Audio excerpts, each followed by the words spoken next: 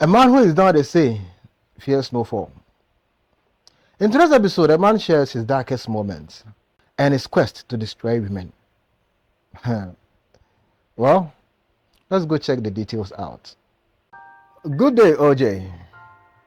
I also want to speak to you. This will be the first time I am talking about this after it happened.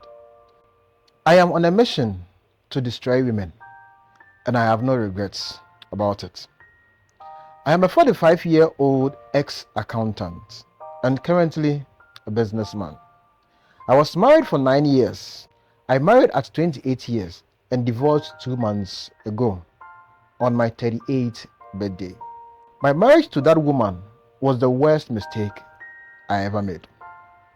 When I met her, she told me she had a boyfriend, but I persisted like all men will do. And after about 6 months, she agreed to give me a chance. I had started working as an accountant the year before, so I had enough money to make a woman feel good. I took her out, showered her with gifts, and also made my intentions to marry her known to her. We dated for exactly 8 months and got married on the 9th month. I didn't think I was making a mistake because she proved to be a good woman and she loved me enough. In the first year of our marriage, everything was going smoothly. She treated me well and supported all my dreams. We had our first child 2 years and our second child after our first one had turned 3. We had started facing so many challenges, but I used to be thinking having kids had changed her, plus she might be stressing too. At some point, I felt she wasn't in love with me, so I pleaded with her to tell me exactly why she had changed so badly towards me. She was honest, and I was sad that night, but I was glad she told me the truth. She said she realized she never loved me enough after we got married, but she decided to stay because we were married. I was very sad and disappointed in myself for marrying a woman who doesn't love me enough. Our marriage was 6 years old by then. The fights, sleepless nights, the denials, and all the bad things that happened, I thought I should lay them behind and try to win her heart for real. She was the mother of my children. I couldn't just sit back and watch her struggle to live with me. I wanted to make her fall in love with me all over again. OJ, I lived my entire life just to please this woman.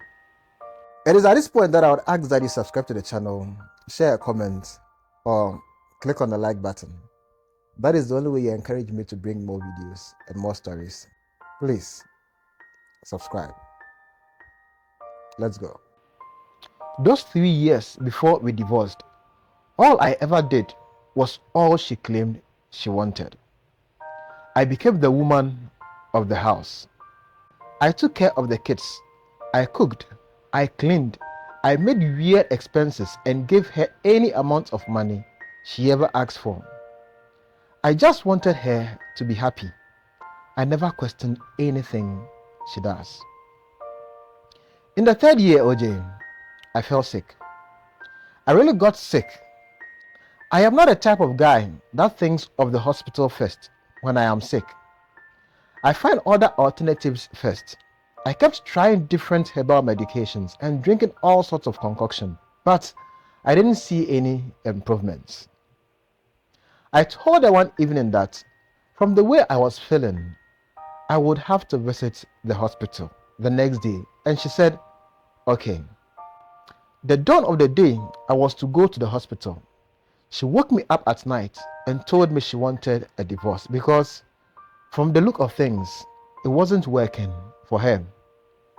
She explained that she saw how hard I was trying to make it work, but she doesn't want it anymore. I couldn't do anything about it. I was frozen, OJ.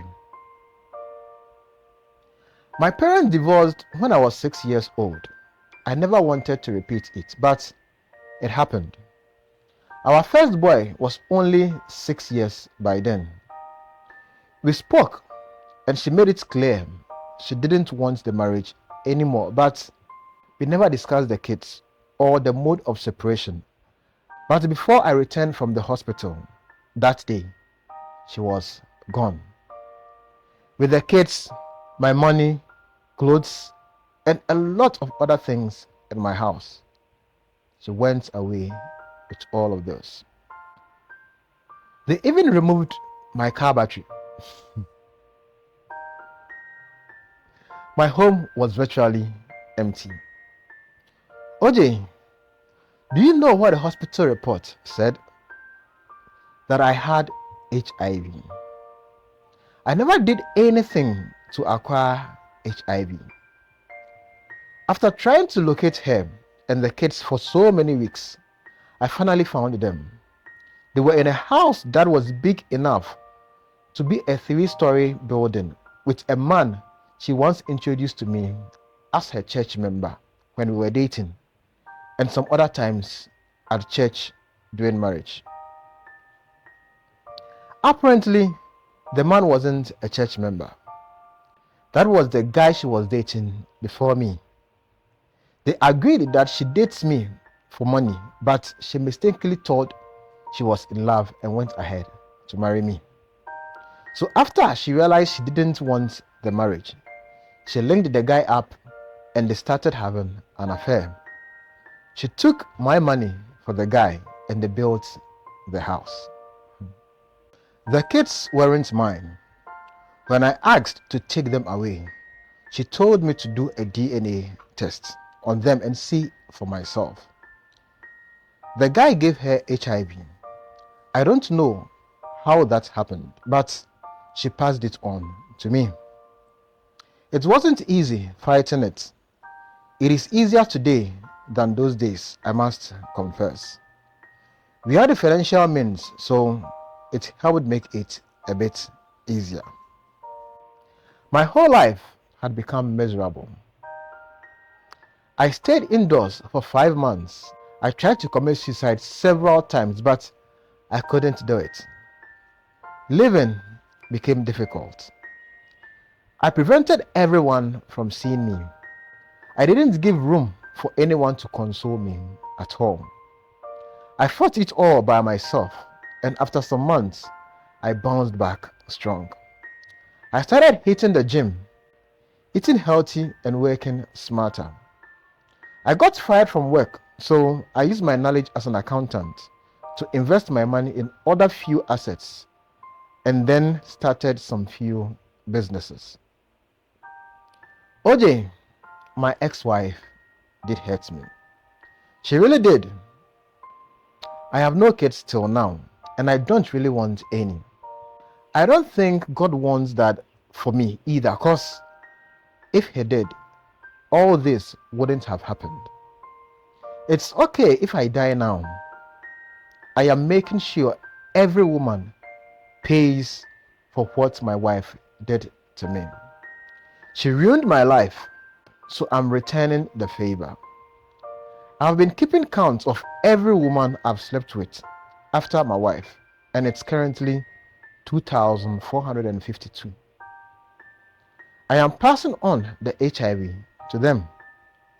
I learned there's a cure now, so if that's true indeed, they should go and find a cure.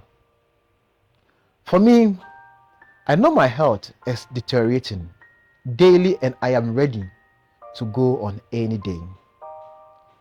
I have no hair, so I don't mind squandering every last penny on a woman just to sleep with her and pass on my pain and misery to her.